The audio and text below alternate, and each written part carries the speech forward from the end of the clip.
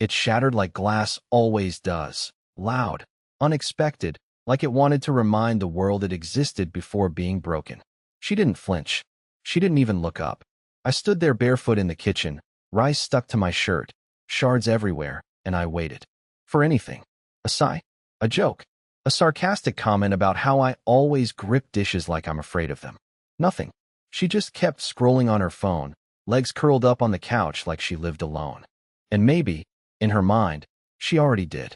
That was the moment. Not when she moved into the guest room. Not when she changed her lock screen from a picture of us at Lake Crescent to a stock photo of a mountain. Not when she stopped wearing the necklace I got her for her birthday. It was the plate. The silence after it broke. That's when it hit me. She was done. And I was still stupidly setting the table for two. God, how did we get here? I sleep on the left side of the bed out of muscle memory. But I haven't touched that mattress in days. She goes to sleep early now. No good nights. No shoulder taps. No lazy half hugs under the blanket. Just the sound of the bedroom door clicking shut. I don't even try to open it anymore. I eat alone now too. She doesn't join. Doesn't ask what I'm making. If I do make extra, she leaves it untouched. If I don't, she orders takeout and eats behind the locked door. Once, I left her favorite soup out with a sticky note. In case you're hungry, smiley face. And I found it the next morning in the trash, unopened. I know what you're thinking. Talk to her, man. Believe me, I did. For weeks, I tried. But she has this new trick now. She just listens. Nods.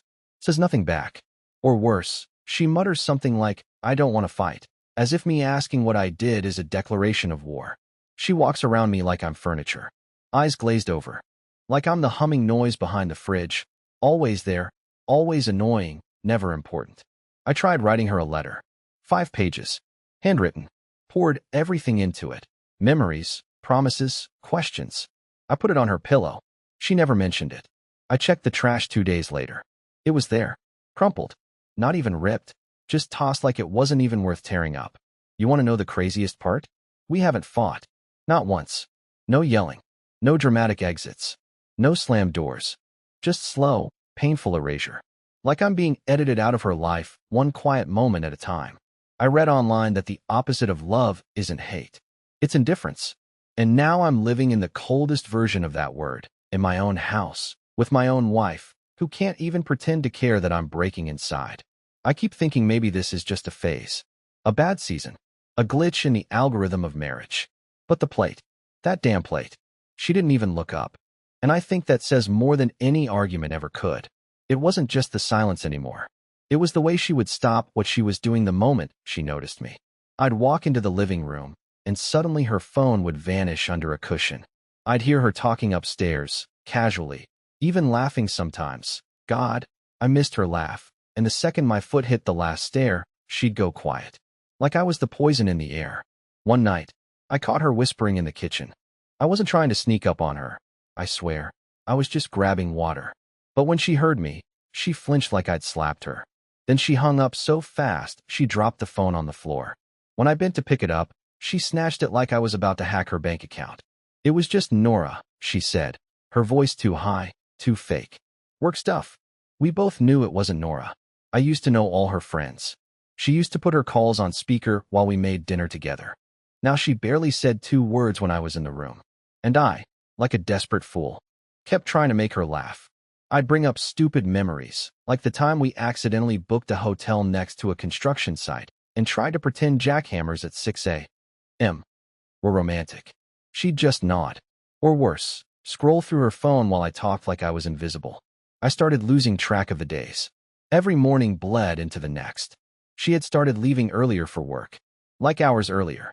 She said her commute was getting worse. I even checked traffic once just to prove to myself I wasn't crazy. There was nothing. But when I asked about it, she snapped. Why are you tracking me now? That's controlling, Curtis. I wasn't tracking. I was begging. Just begging for a crumb of truth. For something I could hold on to. Anything. And then came the lipstick. She never wore lipstick to work. Never. She used to say it felt fake. But now it was on every morning. Deep red. Lined perfectly. Her makeup bag was suddenly out again. She even bought new perfume, one I'd never smelled before. It wasn't for me. I knew that. And God help me, I still told her she looked nice. She didn't say thanks. just picked up her bag and walked out. That day, I took Taco to the park just to get out of the house. I sat on a bench watching people live their normal, happy lives. A couple walked by, holding hands and laughing about something dumb. I wanted to scream at them. Hold on to each other. Don't take it for granted. One of you might be sleeping beside a stranger and not even know it yet. When I got home, her car was already in the driveway. But she wasn't inside. The lights were off. Her coat was gone. Her shoes, too. And worst of all, her ring wasn't in the tray by the sink anymore. That night, I sat alone in the dark kitchen and waited. And waited. And waited. She came home at 2:12 a.m. I watched the clock. I heard the keys. I heard her trying to be quiet. I didn't even get up. I didn't say anything. I just sat there, listening to the sound of her sneaking through the house we built together like she was a stranger trying not to wake the real owners. That was the night I made my decision. Not to confront. Not to accuse. But to stop chasing ghosts.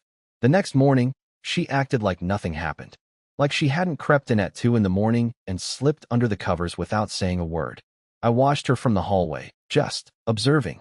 She stood in front of the mirror, hair tied up, humming softly to herself while applying mascara. She even smiled, like life was normal. Like I wasn't dying inside one silent mile at a time. And then she did something odd. She turned on the shower, full blast, like she always did. But 5 minutes went by. Then 10. I peeked in. The steam was building. The mirror had fogged. But she wasn't in the shower. She was back in the bedroom, fully dressed, phone in hand. I watched her walk past me, completely dry, grab her purse, and leave. The water still running. It hit me like a truck. She wanted me to think she was showering. She was buying time. For what? Who? I turned off the water, sat on the edge of the tub, and stared at the puddle forming on the tile. That's when the light switch finally flipped in my head. She's hiding something. She's not tired. She's not overworked. She's not bored. She's gone. That day, I didn't cry. I didn't pace or spiral or cling to old texts. I did something I thought I'd never do. I opened a private browser window and typed, "How to tell if your spouse is cheating without proof." I hated myself for it. I hated what I was becoming. But what was the alternative? Let her gaslight me into thinking I was the crazy one. The list I found didn't help much. It was filled with cliches. Distant behavior. New perfume. Changes in routine. Check, check, check.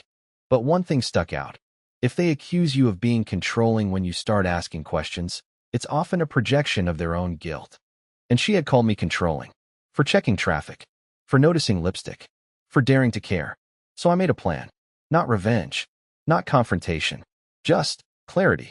That night, when she got home, I acted normal. Asked how her day was. She muttered, "Fine," while kicking off her heels and walking straight past me. I told her I'd do dinner. She didn't answer. Just went to the bedroom and closed the door. I microwaved 2 plates anyway. One for her. One for me. Sat them on the table. I waited. She never came out. At 9:40 p.m., I walked to the bedroom door and knocked. No answer. I knocked again. "Food's getting cold," I said. Still nothing. I opened the door slowly, expecting her to be asleep. But the bed was made. Empty. Window slightly open. Her phone charger was gone. And I swear to God, I heard a car pull away from the curb. I didn't chase it. I just stood there in that empty room.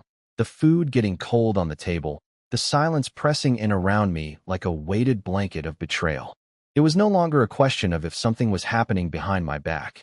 It was how long it had been going on, and what she was willing to sacrifice to keep it hidden.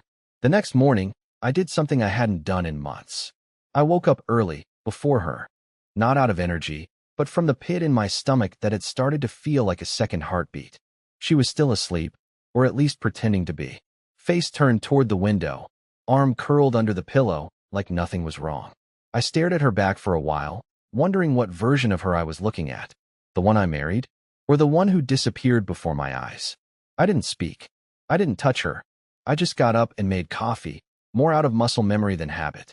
I sat at the kitchen table like a ghost in my own house, wondering what it would feel like to be with someone who actually wanted to talk to me again. That's when the doorbell rang. It wasn't even 9 a.m. I opened the door expecting a neighbor, or maybe a package for someone down the block. But no, it was a delivery guy, flowers. Bright red ones. Expensive. Wrapped in ribbon. I stood there confused, holding them like I'd been handed a live grenade. The card was sealed. No name on the envelope. I knew they weren't for me. That was obvious. I walked them inside, holding them by the ribbon like they might explode. I didn't want to jump to conclusions. I really didn't. I told myself maybe she sent them to herself. Maybe they were from her sister. Maybe her boss was being inappropriate again. He'd pulled some weird boundary-pushing moves before. But when I brought them upstairs and laid them gently on the foot of the bed, she didn't look surprised. She didn't even pretend to ask what they were for. She just glanced at the card and said, "Oh," and then turned her face back to the pillow. No thank you. No smile. No explanation. Just oh. That's when I looked over and saw my credit card on the nightstand. The new one. The one I only used for emergencies. Or so I thought. I walked out calmly, sat back down at the kitchen table, opened my bank app. She used my card to order them.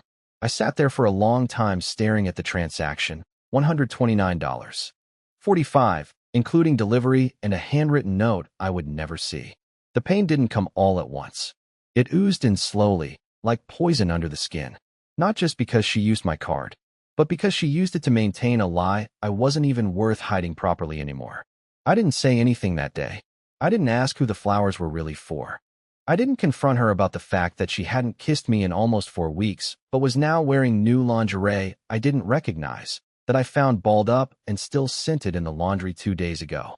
No, I didn't need to ask anymore.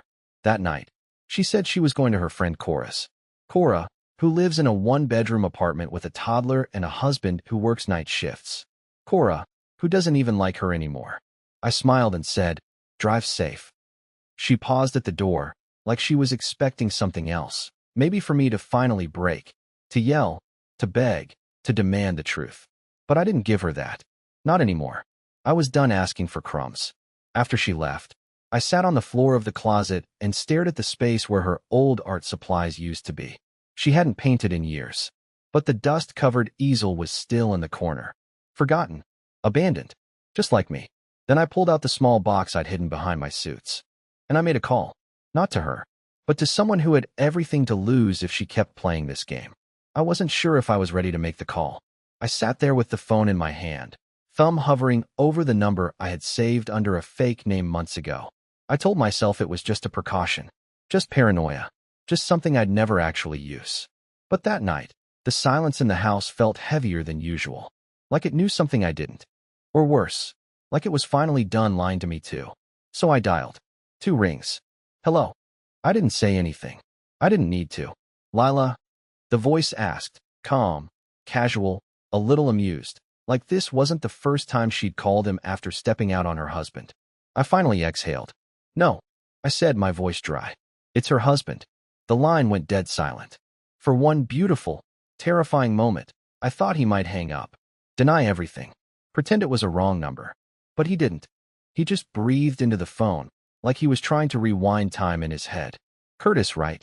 Hearing my name in his voice felt like someone cracking their knuckles inside my skull. "You know who I am," I said. He sighed. "Yeah, I guess I do." I stood up from the closet floor, my legs shaky, heart punching against my ribs. "How long?" I asked. My voice cracked like the word physically hurt to push out. "Just tell me. No games." "How long?" There was a pause. "Few months. Started with coffee. Got more complicated." That's what he called it. More complicated.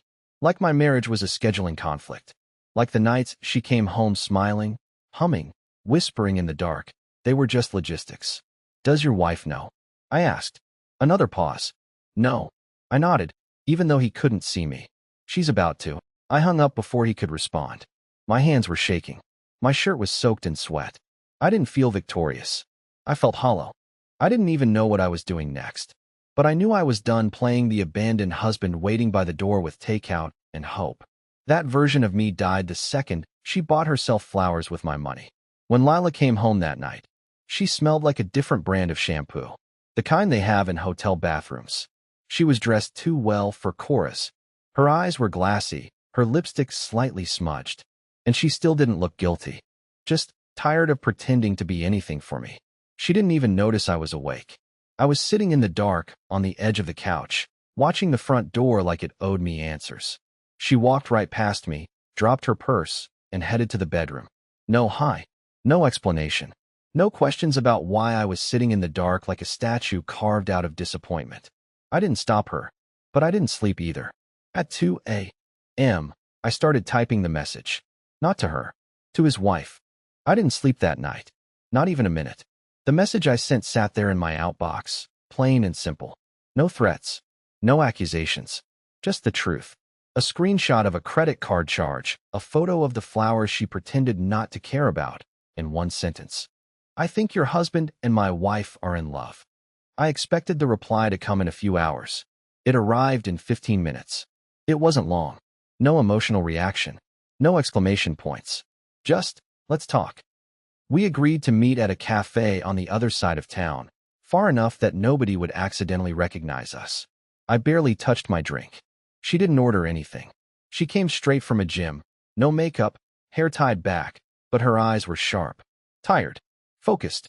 Like someone who had been waiting for the truth to finally arrive so she could stop doubting herself. I knew it, she said after I told her everything. But hearing it out loud, it still burns. She told me things I didn't know. Dates that didn't match. Weekends when Lila said she was at a spa. Trips he said were work conferences. Little lies, stitched together into a net that had finally caught both of us. And then she said something that shook me. You know this ends with them gaslighting us, right? Trying to turn us against each other so they can keep what they're doing clean. I nodded. She was right. But this time, they weren't the ones in control. That night, I made dinner like usual. Just pasta and garlic bread. Nothing fancy. She didn't come downstairs right away, but I knew she would. She never skipped carbs. She still thought I didn't know. That I was still playing the role of the pitiful, blind husband waiting for his wife to remember he existed. She walked into the kitchen around 8:30 p.m., hair wet from a suspiciously late bath, phone in hand, humming. The moment she looked up and saw the woman from the cafe sitting at our kitchen table, his wife, her face drained of all color. Lila froze. Sit, I said. She didn't move. Sit, Lila. She slowly stepped forward, set her phone down like it weighed 100 pounds, and took the chair as if gravity itself had shifted. The silence that followed was so dense it could have drowned us. Her eyes darted between us like she was calculating how bad this really was, what we knew, how far this had gone. His wife, calm as ever, slid her phone across the table. The screen showed a text thread, dozens of messages, kisses, photos, hotel confirmations, voice notes. Lila didn't even try to deny it. Her shoulders sank. She looked at me with something I hadn't seen in weeks, recognition. Like she finally saw me again. Too late. I can explain, she whispered. I laughed. It came out sharp and ugly. You've had weeks. Months. You could have explained when I asked if something was wrong. When I begged you to talk to me. When I cried in front of you. I didn't want to hurt you, she said, still quiet. But you did it anyway, I replied. You just didn't want to face it. His wife stood up, calm, collected, and said one final thing before leaving. Your little secret wasn't just an affair. It was a demolition. And now you both get to live in the wreckage. She walked out. Lila looked like a balloon with all the air punched out of it. Deflated. Empty. No more lies to hide behind. No one left to blame. And me? For the first time in months. I wasn't the one begging anymore. The house was painfully quiet after she left. I'm not talking about his wife. I mean Lila. She got up without a word, walked into the bedroom, and closed the door like she was walking into a tomb she built herself. I stayed at the table for another hour, staring at the empty chairs, the untouched food, the little trails of garlic crumbs she never even noticed. I should have felt something satisfying. I didn't. It just felt like grief. I didn't sleep that night. I stayed on the couch. Not because she asked me to. She didn't say a single word. But because I physically couldn't make myself lie next to her anymore. That space beside her had become sacred somehow. And she desecrated it with every lie she whispered to someone else in the dark. The next morning, she finally broke. I was in the laundry room folding clothes when I heard it. This horrible, broken sound. Not sobbing.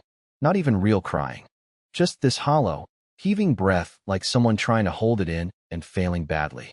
I stood in the hallway, frozen, listening. She was on the floor in the hallway, knees pulled to her chest, hugging a blanket she hadn't used in months. I ruined everything, she said when she noticed me. I didn't respond. I didn't mean for it to go that far. I thought it would end before it started. I thought you'd stop noticing me. That line hit me harder than any admission of cheating ever could. I thought you'd stop noticing me. I stood there, arms full of clean laundry, and just looked at her. Her face was blotchy, her nose red, her eyes finally showing the thing I'd been starving for, guilt. But it didn't give me what I thought it would. I didn't feel powerful.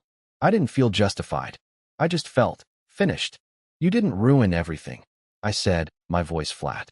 You just finally showed me what was already broken. She reached for my hand. I stepped back. Not angrily, not dramatically, just quietly. That seemed to hurt her more than yelling would have. She started asking questions then. The same questions I had asked for weeks. Are you okay? Can we talk? Do you still love me? I gave her the same treatment she gave me. Silence. Shrugs. Numb detachment. Not to be cruel, but to let her sit in the same emptiness I had lived in. The same endless quiet. Later that afternoon, I took Taco to the park. I didn't leave a note. Didn't text. When I got back, she was standing by the door. You disappeared, she said, like she suddenly remembered what it felt like to be abandoned. I nodded. Yeah, it's not fun. She tried to touch my arm. I didn't flinch. I didn't pull away either. I just stood there and looked at her. Really looked, for the first time in a long time. And all I saw was someone who had turned my heart into a battleground, and then cried when she tripped over the wreckage. That night, she said something I'll never forget. I thought you'd fight for me. And I looked her dead in the eye and said, I did. Every single day you ignored me. Every text you left on read. Every dinner I made. Every time I asked what was wrong. I fought. You just didn't see it, because you were too busy looking somewhere else. She didn't respond. She couldn't. For the first time, she was speechless. She didn't sleep in the bedroom that night. I don't know if it was guilt or fear or just the realization that the space between us had turned into a canyon that couldn't be crossed anymore. I stayed on the couch, not because I had to, but because it felt right. That living room had seen every version of me. The one who begged. The one who cried. The one who stayed silent and hoped. But now it was seeing something new. The man who was done. The next morning, I packed quietly. I didn't need to slam drawers or throw accusations. That wasn't who I wanted to be anymore. I just folded my clothes, grabbed my passport, a few essentials, and a small stack of photos, the ones from before all the noise. The ones where we actually looked like people in love. She heard me zipping the bag. She came into the hallway with swollen eyes and a voice so small it barely reached me. You're really leaving? I didn't answer right away. I looked down at Taco, who was sitting by the door like he understood this was goodbye. I knelt down, rubbed his ears, and whispered, You did your best, buddy. Then I stood up and looked at her. She was gripping the doorframe like it was holding her up. I'm not leaving to punish you, I said. I'm leaving to remember who I was before I forgot what being loved felt like. Tears started again, but I didn't go to her. I couldn't, because every time I had reached out before, she pulled away. And now, when she finally wanted to hold on, I had nothing left to give her. I'll give you space, she said. Time. Whatever you need. Just don't go like this. But this was exactly how I needed to go. With peace. With dignity. With a calm she never expected from me. I left the key on the table. Didn't slam the door. Didn't look back. I rented a place near the coast. Nothing fancy. Just space. Silence. Sunlight. 3 weeks passed before she messaged me. It was long. Apologetic. A mixture of guilt, sadness, and desperate longing. She said she saw me in every corner of the house. That even the silence sounded like my name. That she finally understood what it meant to be truly alone. I didn't reply. Not out of cruelty. But because I had finally arrived in a life where my presence didn't need to be proven. Where I didn't have to beg to be seen. Where I woke up, made coffee for one, and didn't feel like half a person doing it. The ocean outside my window didn't judge me. The wind didn't ask questions. The air didn't feel like a lie. One evening, I walked to the beach barefoot, holding a letter I had written her but never sent. I read it one last time, then let the tide take it. The water washed over the paper, tearing it apart, word by word, until it was just a blank, soggy memory. Just like us. Only this time, I wasn't mourning it. I was freeing it. And freeing myself.